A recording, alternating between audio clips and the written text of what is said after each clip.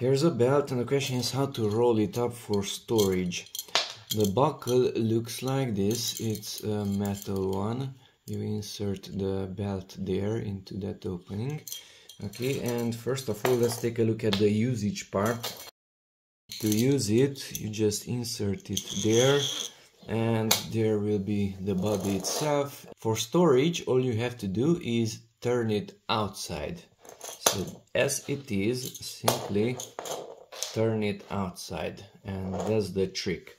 Now make it smaller, pull out this portion, let's say that large. Now grab the other end and twist it, roll it up, and insert this one there. And that's it. It's ready for storage.